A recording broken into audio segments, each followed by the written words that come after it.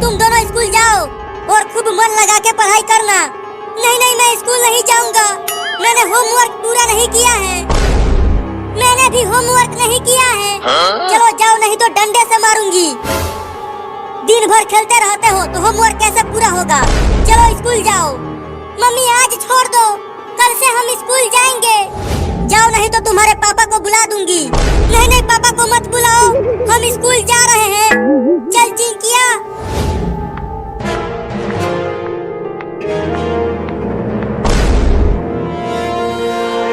हे ऊपर वाले, इतना बारिश बरसा कि गांव में बाढ़ आ जाए और हमारा स्कूल भी डूब जाए।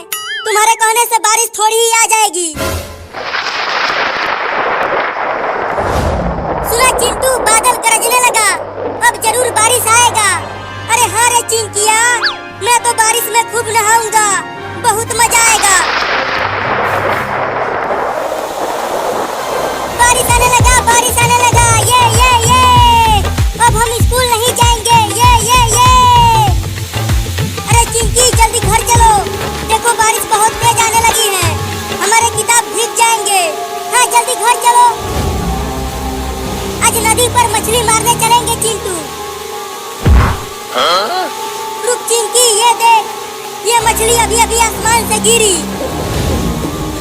पकड़ लो इसे, इसे हम भूज कर खाएंगे। मर गया मर गया मर गया, बचाओ इसे, जल्दी खींच चिंकिया, इसने मेरा नाक काट लिया। कूदना बंद करोगे तब तो उसे पकड़ूंगी। हाँ जल्दी खींचो रे दादा, खींचो रे, बहुत तेज काट रही है। ठीक है खींचती हूँ। जल्दी इसे फेंक दो और घर चलो। देखो गांव में कितना पानी भर गया है। लगता है अब गांव में बाढ़ आने वाला है। चलो।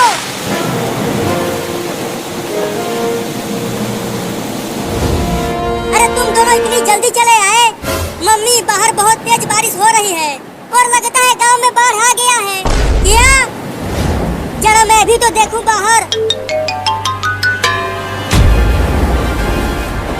तुम तो सही कह रहे थे, गांव में बाढ़ आ गया है। मम्मी, अगर गांव डूब गया तो हम कहाँ जाएंगे? पता नहीं चिंकिया, अभी हमारा प्यारा सा घर भी पानी में बह जाएगा। अरे मम्मी, वो देखो, एक छोटा कुत्ता पानी में डूब रहा है। अरे चिंकिया, तू पानी में क्यों कूद गई? जल्दी वापस घर में आओ, नहीं तो डूब जाओगी। नहीं, मैं उस कुत्ते के बच्चे को बचाऊंगी, वो डूब रहा है। मैं आ रही हूँ कुत्ते के बच्चे, तुम्हें बचाने के लिए। ध्यान से चिंकी, डूबना मत।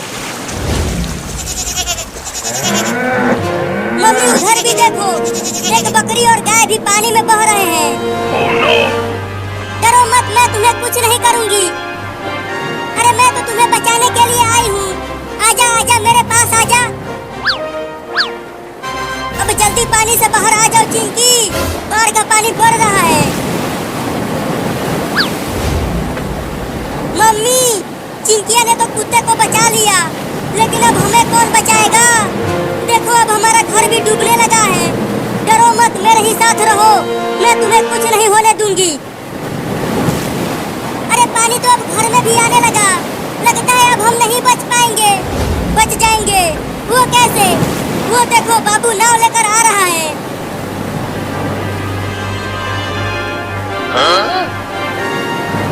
अरे चिंटू और चिंकी, देखो मैं आ गया नाव लेकर, तुम सबको बचाने के लिए। जल्दी आओ, हम डूब रहे हैं। आ रहा हूँ। चलो सब नाव पे आ जाओ, ये गांव अब डूबने वाला है। चलो सब नाव पे। अरे बाबू, तुम्हें ये नाव कहाँ से मिल गई? मैं गांव के बाहर लंगड़ी खेल रहा था, तभी अचानक नदी का बांध टूट गया और ढेर सारा पानी गांव में आने लगा और मैं उसी पानी में डूबने लगा। तभी ये नाव आ गई और मैं बच गया। मम्मी, चलो उस बकरी को भी बचाते हैं, देखो वो डूब रही है। नहीं नहीं, नाव में जगह नहीं है। अरे तू फिर से कूद गई। अब किसी और को नाव पर मत लाना, नहीं तो ये नाव डूब जाएगी। अरे वो देखो, पानी में एक सांप भी है। अब मैं पानी में नहीं जाऊंगी।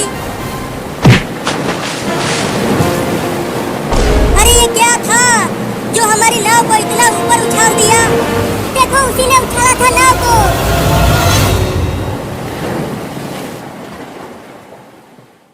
It starts with headlights cutting through the desert at 3:07 a.m.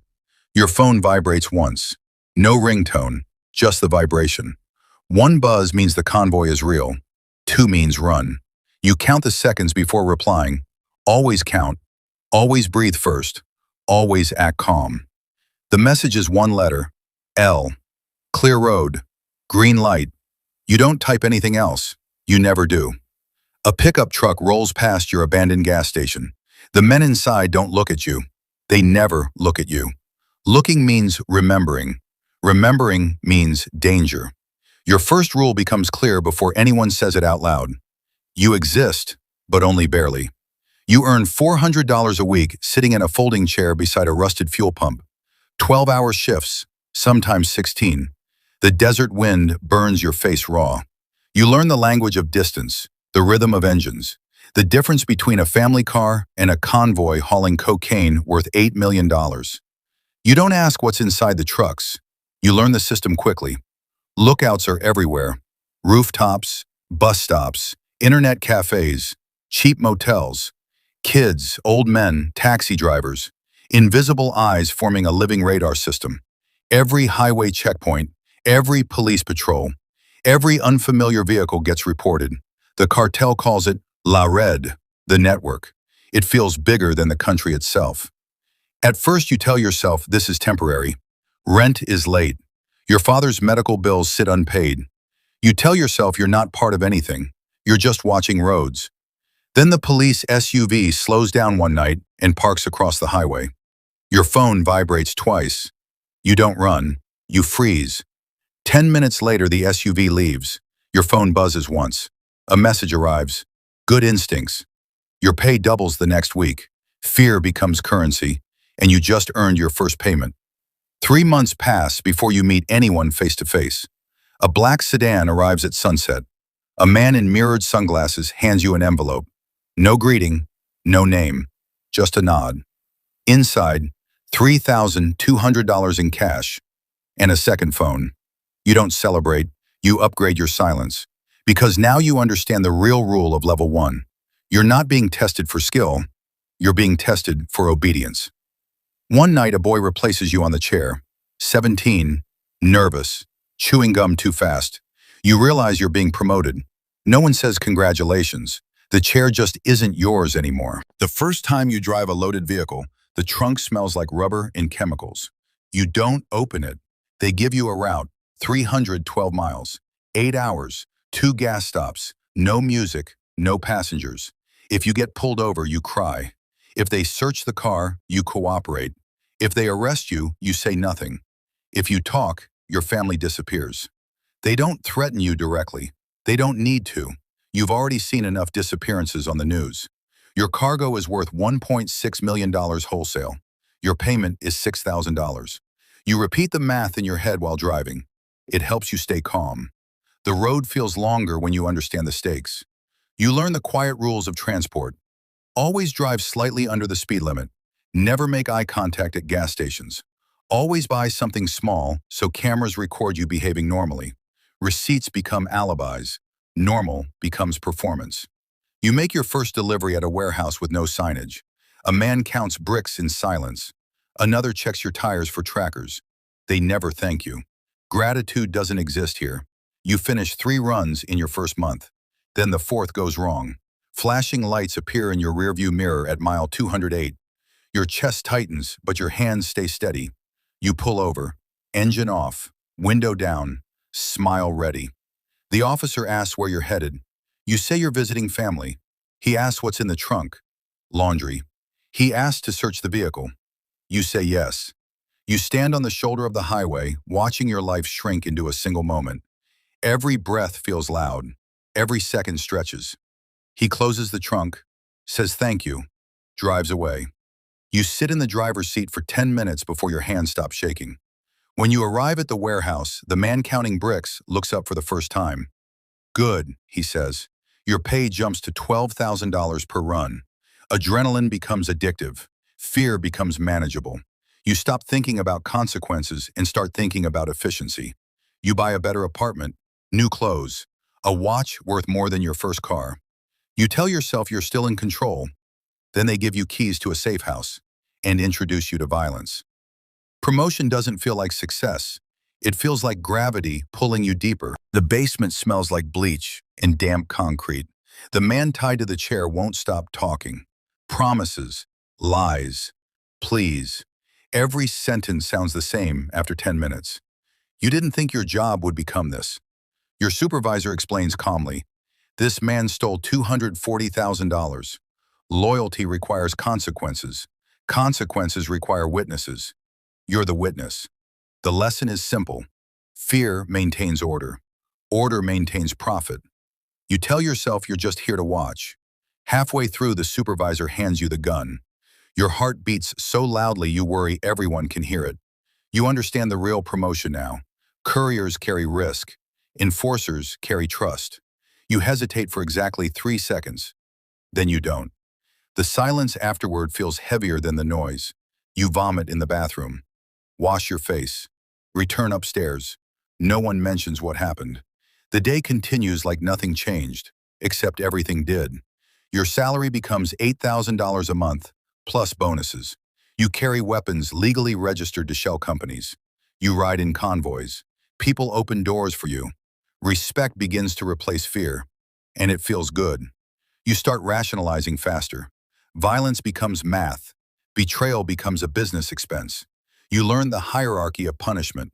Fines, beatings, disappearances. Every problem has a price. Every price has a solution. You start sleeping less, not from guilt, from vigilance. Enemies exist everywhere now. Rival crews, informants, ambitious newcomers. You realize you've stopped thinking about leaving, because leaving isn't an option anymore. After a year, you receive a new title, Lieutenant. Your name starts appearing in whispers. You stop being replaceable. You start being responsible. And responsibility here means blood. The city becomes yours at sunrise. 4 districts, 7 distribution hubs, 32 active crews. Weekly revenue, $3.8 million. You memorize the numbers before breakfast. Power at this level feels administrative. Meetings replace violence. Ledgers replace weapons. You settle disputes, assign territories, approve shipments, punish mistakes. You become the system. Every Monday, envelopes arrive. Every Friday, money moves north. Percentages matter more than people now. 20% to the Federation, 10% to politicians, 5% to police commanders. Corruption becomes infrastructure. You meet mayors at charity events, shake hands with judges, sponsor youth soccer leagues. Public respect becomes a shield stronger than guns. You tell yourself you're stabilizing the city. You know you're controlling it.